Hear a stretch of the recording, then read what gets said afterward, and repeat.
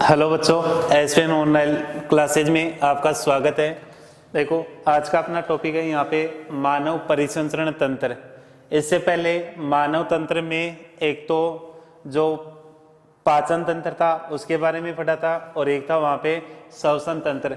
अब नंबर 3 आता है यहाँ पे परिसंचरण तंत्र।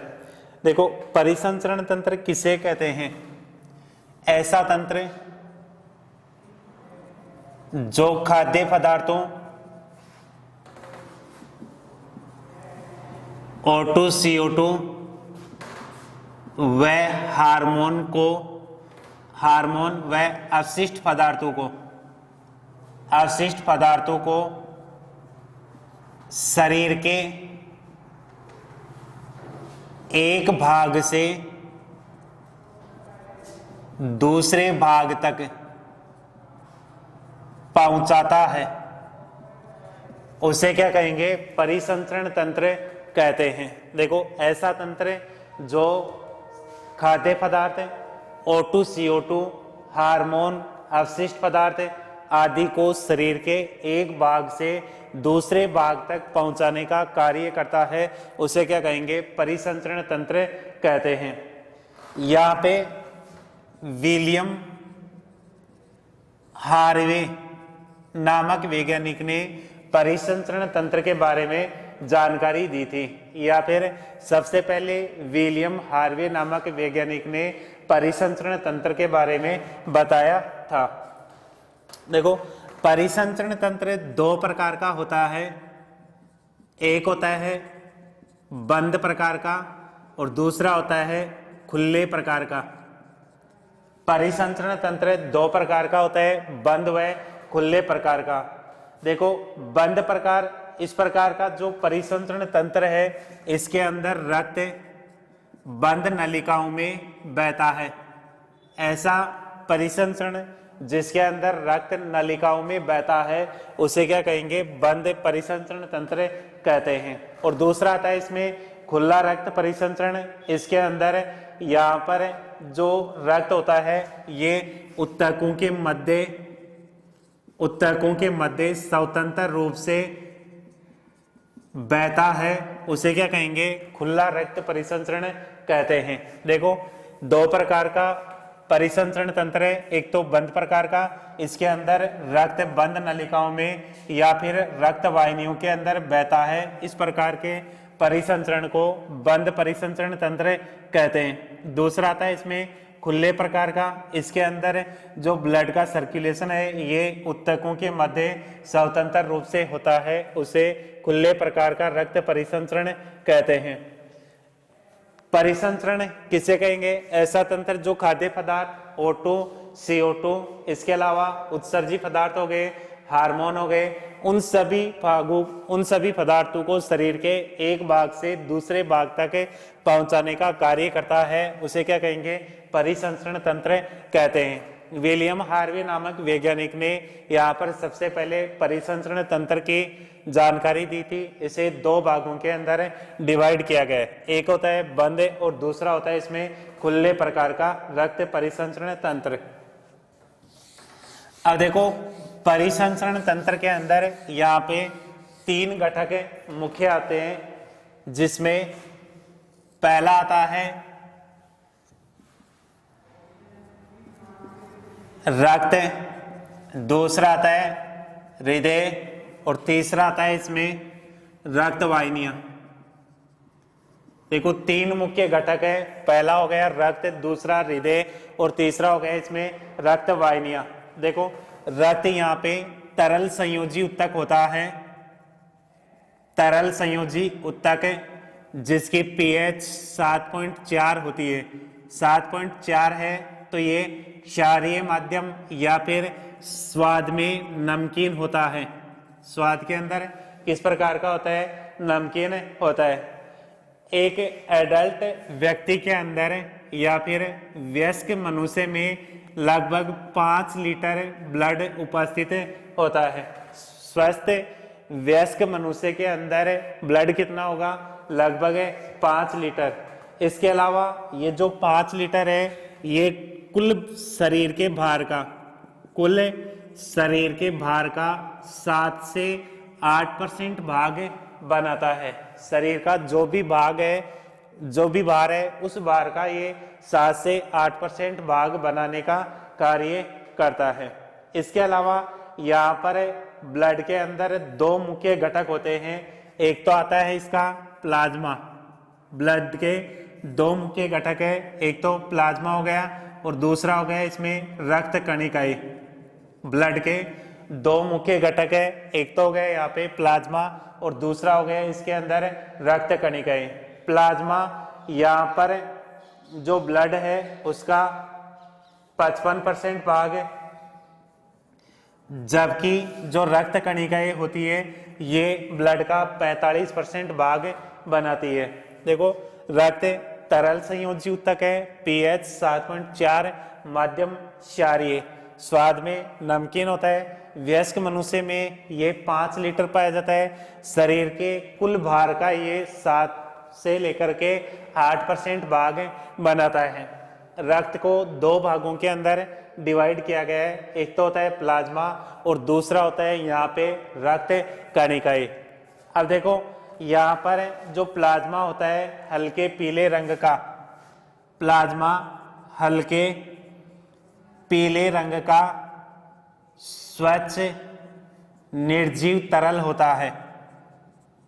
देखो, प्लाज्मा हल्के पीले रंग का स्वच्छ निर्जीव तरल होता है। इसके अलावा दूसरा आता है इसमें रक्त कणिकाएं। देखो, रक्त कणिकाओं को भी यहाँ पर 3 भागों के अंदर डिवाइड किया गया है, जिसके अंदर नंबर 1 आता है आरबीसी, नंबर 2 आती है डब्ल्यूबीसी और नंबर 3 आती है प्लेटलेट्स।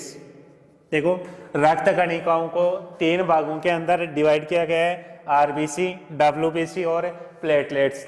आरबीसी यहाँ पर ये जो रक्त कणिकाएं होती है इनमें हीमोग्लोबिन वर्णक पाया जाता है। इनके अंदर क्या पाया जाता है? हीमोग्लोबिन वर्णक उपस्थित होता है। ये वर्णक यहाँ पर O2 और CO2 का परिवहन करता है। हीमोग्लोबिन वर्णक किसका परिवहन करेगा? O2 व CO2 का परिवहन करता है। हीमोग्लोबिन वर्णक के कारण ही यहाँ पर ब्लड का रंग कैसा होता है? लाल होता है। इसके अलावा यहाँ पर जो आरबीसी है इसका जीवन काल या फिर ये 120 दिन तक जीवित होती है। आरबीसी लगभग 120 दिन तक जीवित होती है। यहाँ पर जो आरबीसी है एक एडल्ट वयस्क जो व्यक्ति होता है इसके अंदर इसकी जो मात्रा आरबीसी में उपस्थित जो हीमोग्लोबिन होता है इसकी मात्रा एक एडल्ट जो मेल और फीमेल होती है उसके अंदर इसकी मात्रा अलग अलग होती है। जैसे मेल की बात करोगे या फिर नर के अंदर ये 14 से लेकर के 16 ग्राम प्रति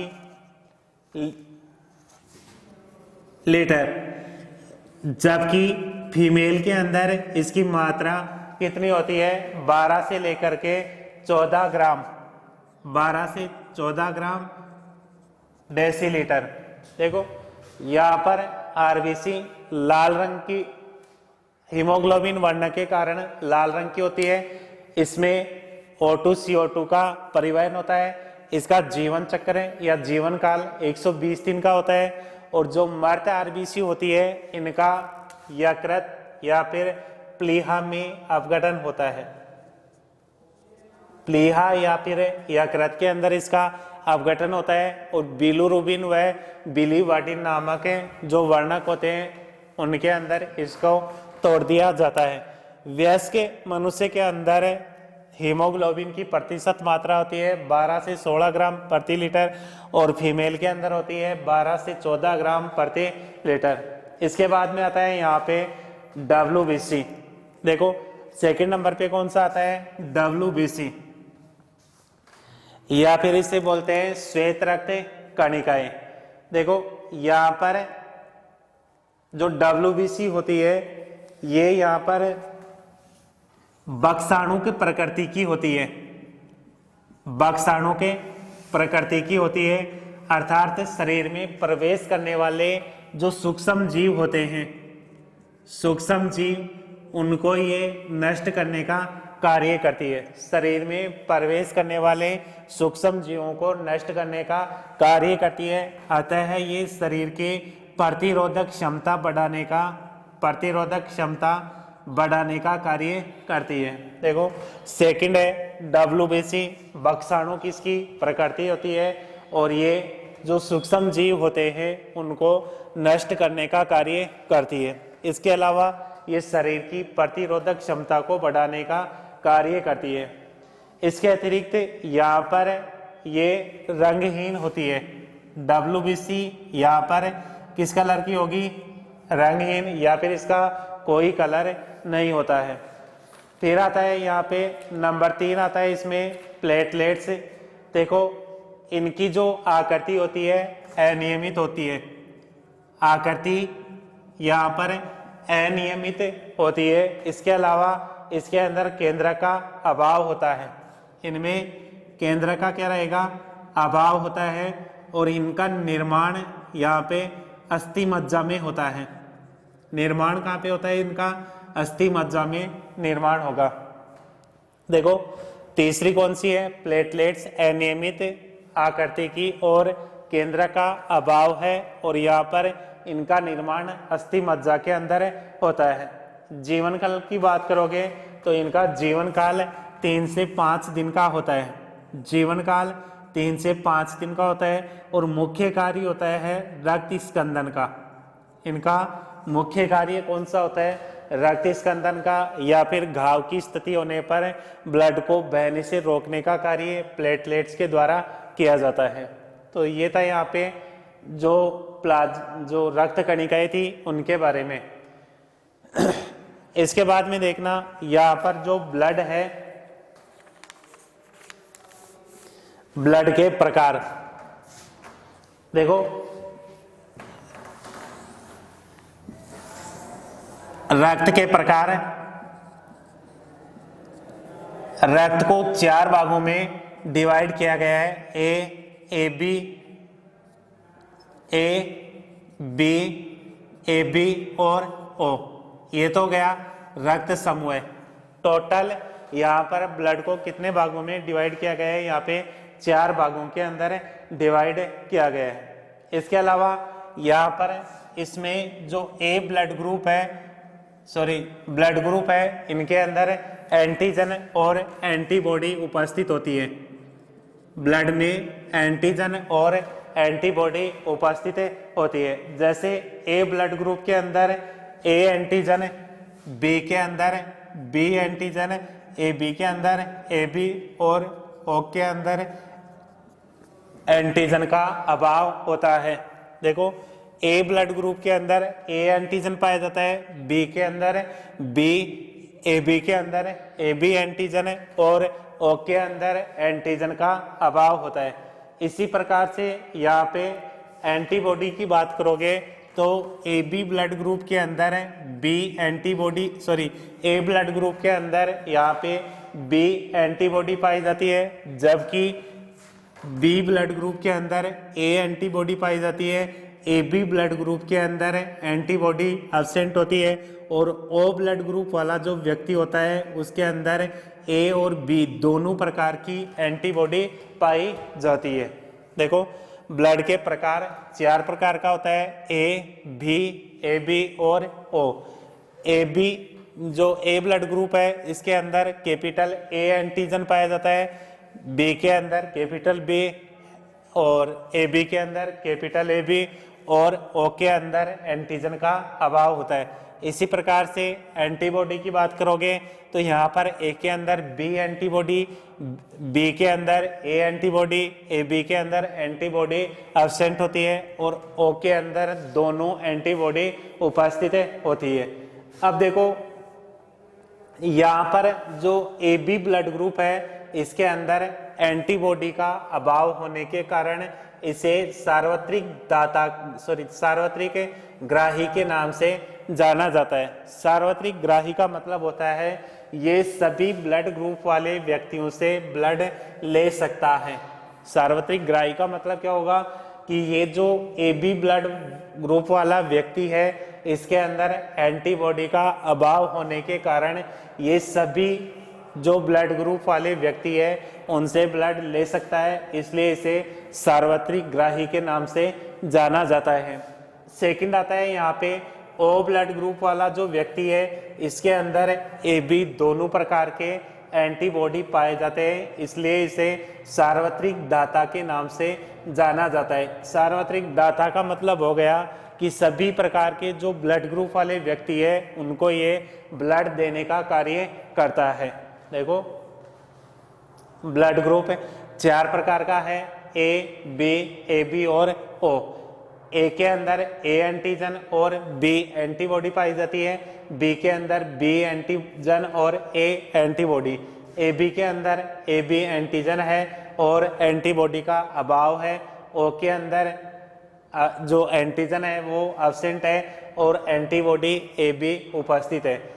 ए बी जो ब्लड ग्रुप है इसे सार्वत्रिक ग्राही कहते हैं क्योंकि इसके अंदर एंटीबॉडी का अभाव होता है, जबकि ओ ब्लड ग्रुप वाला जो व्यक्ति है उसे सार्वत्रिक दाता कहते हैं क्योंकि इसके अंदर दोनों प्रकार की एंटीबॉडी पाई जाती है या फिर ए बी एंटीबॉडी पाई जाती है। ये सभी को ब्लड देने का कार्य करेगा, जबकि ए बी ब्लड ग्रुप वाला व्यक्ति सभी से ब्लड लेने का कार्य करता है। तो परिसंचरण तंत्र के अंदर पहला घटक था आपका रक्त।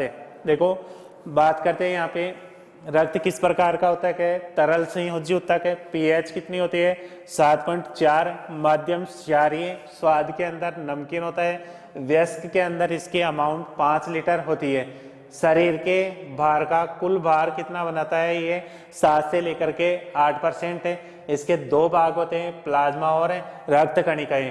प्लाज्मा 55% और रक्त कणिकाएं 45% भाग बनाती है। प्लाज्मा हल्के पीले रंग का स्वच्छ निर्जीव तरल होता है, जबकि सेकंड रक्त कणिकाएं इसे 3 भागों के अंदर डिवाइड किया गया है, एक आरबीसी, दूसरा डब्ल्यूबीसी और तीसरा प्लेटलेट्स। आरबीसी यहाँ पर हीमोग्लोबिन बढ़ने के कारण ये लाल होती, जो ब्लड होगा उसका रंग लाल होता है। ये O2 CO2 का परिवहन करती है। इसका जीवन काल 120 दिन का होता है। मेल के अंदर हीमोग्लोबिन 12 से 14 ग्राम और फीमेल के अंदर मेल के अंदर 14 से 16 ग्राम और फीमेल के अंदर 12 से 14 ग्राम होता है।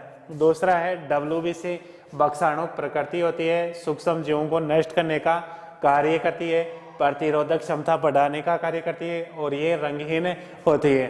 तीसरा है प्लेटलेट्स, अनियमित आकार की होती है, केंद्र का अभाव होता है, अस्थि मज्जा में इसका निर्माण होता है, जीवन काल 3 से 5 दिन का होता है और रक्त स्कंदन का कार्य करती है। फिर था यहाँ पे जो ब्लड ग्रुप है उसके बारे में कि यहाँ पर ब्लड ग्रुप 4 प्रकार का होता है, ए बी, ए बी और ओ। यहाँ पर ए बी ब्लड ग्रुप वाले को सार्वत्रिक ग्राही कहते हैं, जबकि ओ को सार्वत्रिक दाता कहते हैं। ग्राही क्यों कहते हैं, सभी ब्लड ग्रुप से ये ब्लड लेने का कार्य करता है, जबकि ओ वाला यहाँ पर सभी को ब्लड देने का कार्य करता है, इसलिए इसे यहाँ पर सार्वत्रिक दाता के नाम से जाना जाता है। इसके अलावा ब्लड के अंदर एक RH कारक और पाया जाता है। देखो RH कारक की खोज यहाँ पर रीसस नामक बंदर के अंदर की गई थी। देखो ब्लड के अंदर एक और कारक पाया जाता है जिसे RH कारक कहते हैं और इस कारक की खोज यहाँ पर रीसस नामक बंदर के अंदर की थी। ये जो कारक है इसकी खोज लैंडस्टीनर व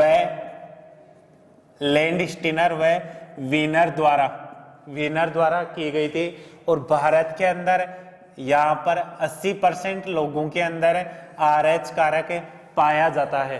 देखो जिन व्यक्तियों के अंदर RH कारक उपस्थित होता है वो तो कौन से होते हैं, RH पॉजिटिव, और जिनके अंदर RH कारक का अभाव होता है उन्हें क्या कहेंगे, RH नेगेटिव कहते हैं।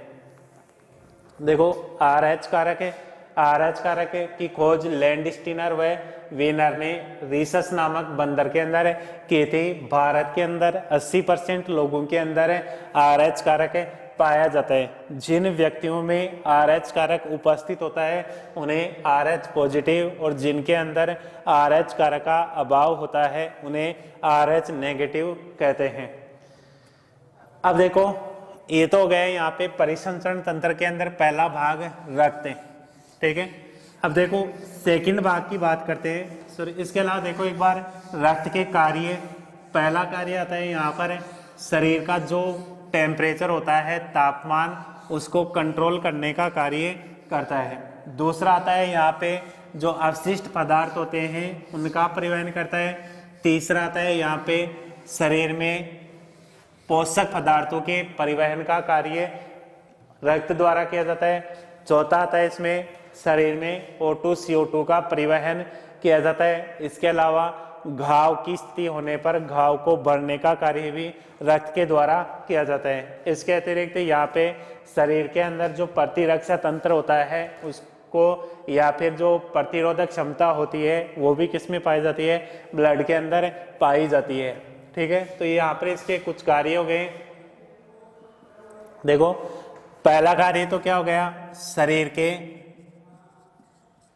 तापमान को संतुलित रखने का।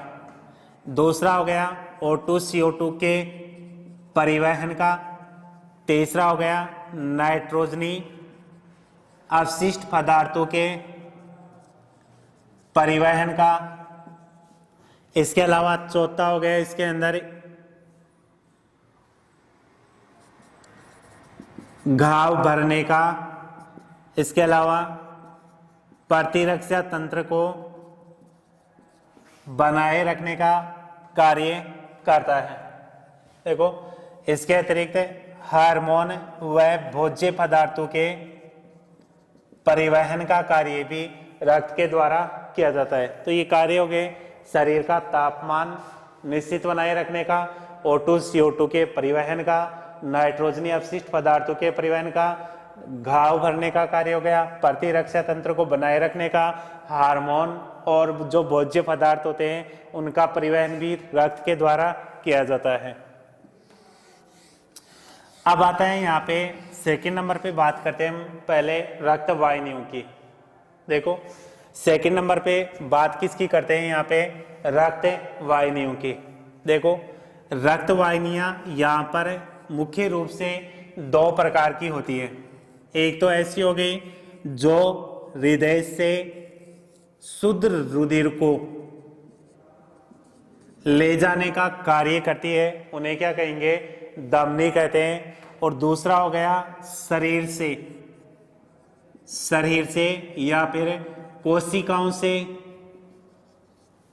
अशुद्ध रुधिर को हृदय के अंदर लाने का कार्य करती है, उन्हें शिराएं कहते हैं।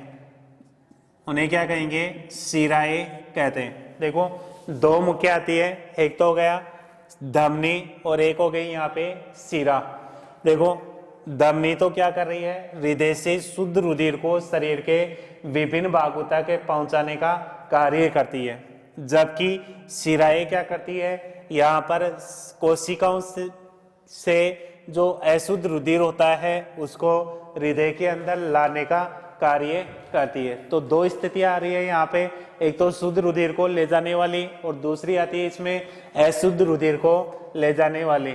शुद्ध रुधिर को कहाँ से ले जाया जाता है, हृदय से शरीर के अंदर किसके द्वारा ले जाया जाता है, यहाँ पर धमनियों के द्वारा। जबकि जो शिराएं होती है इनके द्वारा यहाँ पर अशुद्ध रुधिर को शरीर के विभिन्न भागों से एकत्रित करके हृदय के अंदर डाला जाता है। अब देखो हृदय के अंदर, हृदय से एक तो महाधमनी निकलती है और एक महाशिरा प्रवेश करती है। महाधमनी निकलेगी तो ये यहाँ पर शुद्ध रुधिर को लेके बाहर निकलती है, जबकि जो महाशिरा होती है ये अशुद्ध रुधिर को, शरीर जो रुधिर है इसे हृदय के अंदर डालने का कार्य करती है। इसके अलावा देखो एक होती है फुफ्फुसीय धमनी और एक होती है फुफ्फुसीय शिरा। फुफ्फुसीय धमनी कार्य क्या करती है कि हृदय से, या फिर आप ये भी बता सकते हो हृदय के दाएं भाग से अशुद्ध रुधिर को फेफड़ों तक पहुंचाती है, उसे क्या कहेंगे, फुफ्फुसीय धमनी कहते हैं। देखो ये अपवाद आ रहा है, जैसे धमनियां क्या कर रही थी, शुद्ध रुधिर का वहन करती है, कहां से कर रही है, हृदय से, लेकिन जो फुफ्फुसीय धमनी है ये क्या कर रही है, यहाँ पर हृदय के दाएं भाग से अशुद्ध रुधिर को फेफड़ों तक पहुंचाने का कार्य करती है। इसी प्रकार से फुफ्फुसीय शिरा की बात करोगे तो ये फेफड़ों से शुद्ध रुधिर को हृदय के बाएं भाग में लाने का कार्य करती है। देखो फुफ्फुसीय शिरा कार्य क्या कर रही है, फेफड़ों से जो शुद्ध रुधिर होता है उसे हृदय के बाएं भाग के अंदर लाने का कार्य करती है। इन फुफ्फुसीय धमनी और शिराओं को छोड़ दिया जाए तो बाकी जैसे धमनियां तो शुद्ध रुधिर का वहन करेगी और शिराएं अशुद्ध रुधिर का वहन करती है, लेकिन यहाँ पे उल्टा हो रहा है फुफ्फुसीय धमनी में कि ये अशुद्ध रुधिर को फेफड़ों तक ले जाती है, जबकि फुफ्फुसीय शिरा फेफड़ों से शुद्ध रुधिर को हृदय के बाएं भाग में लाने का कार्य करती है। अब देखो यहाँ पे परिसंचरण तंत्र के अंदर तीसरा जो भाग आता है वो आता है हृदय, और जो परिसंचरण तंत्र है उसका महत्वपूर्ण ऑर्गन होता है या अंग होगा हृदय।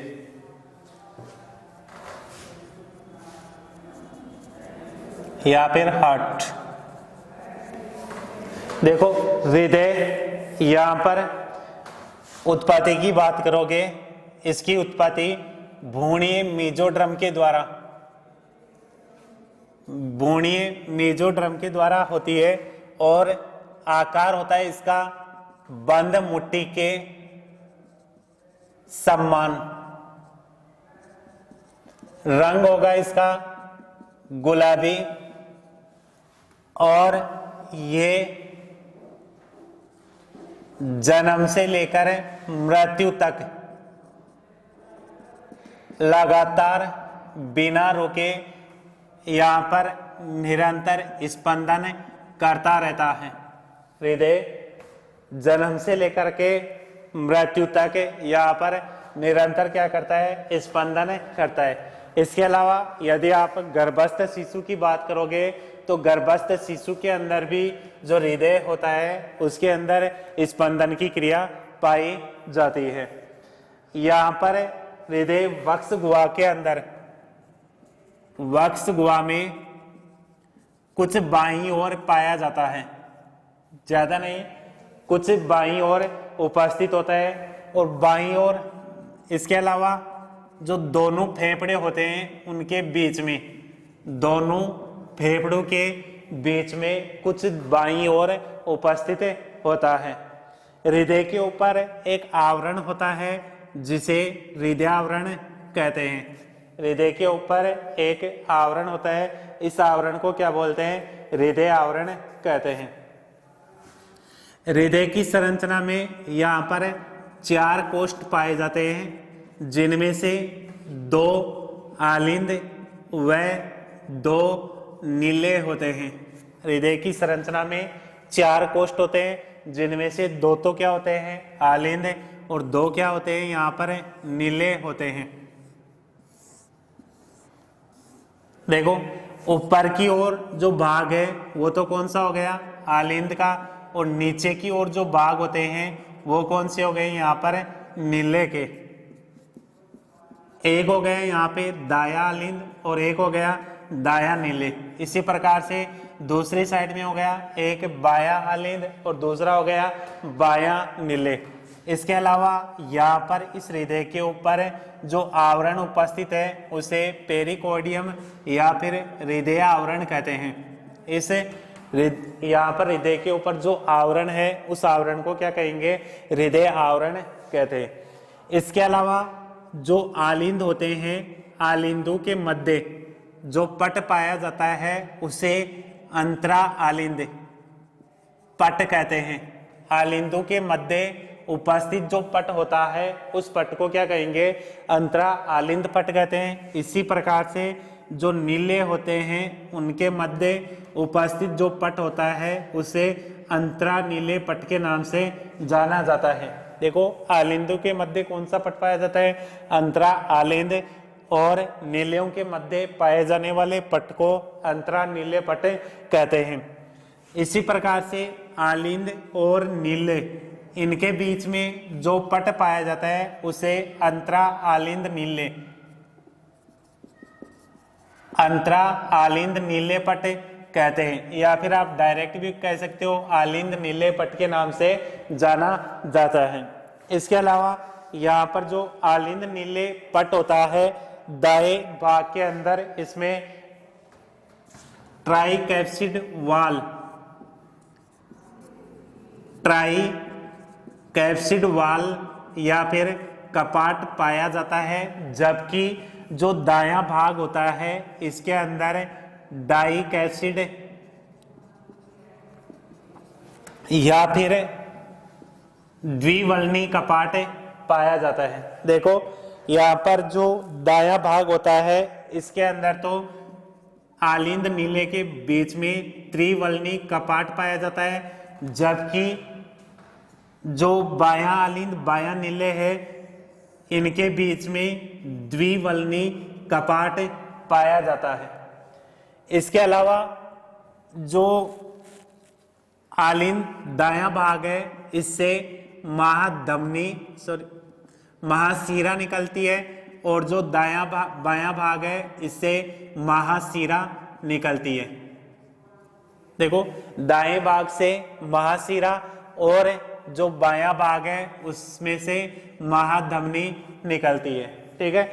इसके अतिरिक्त यहाँ पर शरीर में से जो अशुद्ध ब्लड होता है ये महाशिरा की सहायता से किसके अंदर प्रवेश करता है? दाएं आलिंद के अंदर प्रवेश करता है। इसके अलावा यहाँ पर जो दायां आलिंद है वहां से फुफ्फुसीय धमनी निकलती है जो कि ब्लड को कहाँ पर लेके जाती है? फेफड़ों के अंदर लेके जाती है। इसी प्रकार से फेफड़ों से जो फुफ्फुसीय शिरा होगी, फुफ्फुसीय शिरा ये शुद्ध रुधिर को यहाँ पर बाएं भाग के अंदर लाने का कार्य करती है। तो देखना संरचना में देखना उत्पत्ति भ्रूणीय मेसोडर्म से होती है, आकार बंद मुट्ठी के समान, रंग इसका गुलाबी होता है। जन्म से लेकर मृत्यु तक निरंतर अनवरत रूप से ये स्पंदन करता रहता है। वक्ष गुहा में कुछ बाईं और दोनों फेफड़ों के मध्य उपस्थित होता है। इसके ऊपर एक आवरण होगा जिसे हृदय आवरण कहते हैं। इसकी संरचना में 4 कोष्ठ होते हैं जिनमें ऊपर की ओर 2 आलिंद होते हैं तथा नीचे की ओर 2 नीले होते हैं। दाएं भाग के अंदर एक दायां आलिंद और एक दायां नीले होता है। आलिंद और नीले के मध्य आलिंद नीले कपाट होता है जो त्रिवल्नी प्रकार का होता है। इसी प्रकार से बायां आलिंद और बायां नीले इनके मध्य ट्राइकैप्सिड या फिर द्विवल्नी कपाट उपस्थित होता है।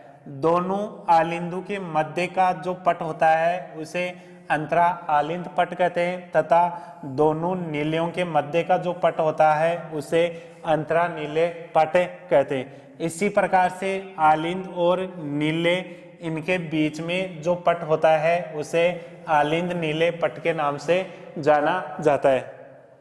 इसके अलावा महाशिरा दाएं आलिंद में और जो महाधमनी होती है वो बाएं आलिंद में से बाहर जो ब्लड होता है उसको बाहर ले जाने का कार्य करती है। फुफ्फुसीय धमनी यहाँ पर दाएं भाग से निकल करके जो ब्लड होगा उसको फेफड़ों के अंदर स्थानांतरित करती है, जबकि फेफड़ों में जो शुद्ध रुधिर होगा उसको फुफ्फुसीय शिरा के द्वारा वापस हृदय के बाएं भाग के अंदर स्थानांतरित कर दिया जाता है।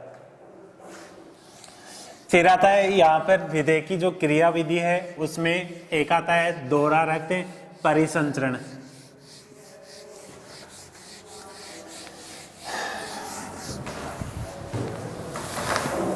दोहरा रक्त परिसंचरण। देखो दोहरा रक्त परिसंचरण का मतलब है यहां पर हृदय में 2 बार रक्त का गुजरना, 2 बार रक्त का गुजरना, इस क्रिया को क्या कहेंगे? दोहरा रक्त परिसंचरण कहते हैं। देखो जैसे ये हृदय हो गया, 4 कोष्ठ हो गए, ऊपर की ओर आलिंद है और नीचे की ओर नीले, ठीक है। यहां से महाधमनी निकलती है, महाधमनी, ये महाधमनी शुद्ध ब्लड को लेकर के कहाँ पे जाएगी? कोशिकाओं के पास जाती है, ठीक है। ये कोशिकाएं यहाँ पर ग्लूकोज का ऑक्सीकरण करती है, जिसके फलस्वरूप यहाँ पर CO2 मुक्त होती है, ठीक है। इस CO2 को वापस इस ब्लड के अंदर मिला दिया जाता है और जो महाशिरा होगी, महाशिरा, ये इस अशुद्ध रुधिर को वापस हृदय के दाएं भाग में ला करके डाल देती है, ठीक है। तो देखो एक बार तो शरीर से ब्लड हृदय के दाएं भाग में आ रहा है, ठीक है। इसके पश्चात यहाँ से जो फुफ्फुसीय धमनी होती है, फुफ्फुसीय धमनी, ये ब्लड को लेकर के किसके पास आती है? फेफड़ों के पास।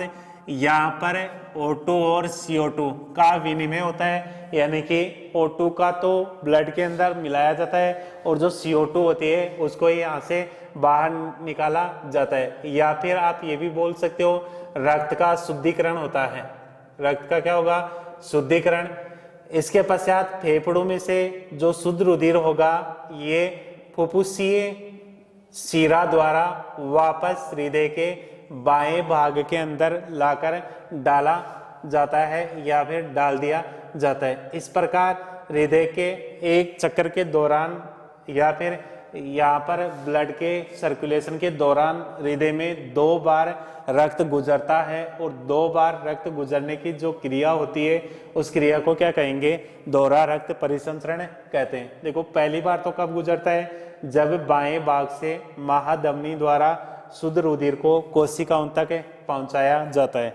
कोशिकाएं यहाँ पर ग्लूकोज का ऑक्सीकरण करेगी, जिसके फलस्वरूप CO2 मुक्त होती है। इस CO2 को वापस ब्लड के अंदर मिलाया जाता है। इस अशुद्ध या CO2 युक्त ब्लड को महाशिरा द्वारा हृदय के अंदर डाला जाता है। आ गया। इसके पश्चात यहाँ से फुफ्फुसीय धमनी से दाएं भाग से जो अशुद्ध रुधिर है इसको फेफड़ों के अंदर ले जाया जाता है, जहां पर रक्त का क्या होता है? शुद्धिकरण। शुद्धिकरण मतलब रक्त में ऑक्सीजन मिलाई जाती है और CO2 को बाहर निकाल दिया जाता है। रक्त का शुद्धिकरण होगा, यहाँ पे रक्त क्या हो जाएगा? शुद्ध हो जाएगा। इस शुद्ध रुधिर को फुफ्फुसीय शिरा के द्वारा बाएं भाग के अंदर डाल दिया जाता है। तो एक ही चक्कर के अंदर 2 बार यहाँ पर जो ब्लड होता है वो हृदय के अंदर गुजरता है, इसलिए इसे क्या कहेंगे? दोहरा रक्त परिसंचरण कहते हैं। आज के लिए इतना ही, धन्यवाद।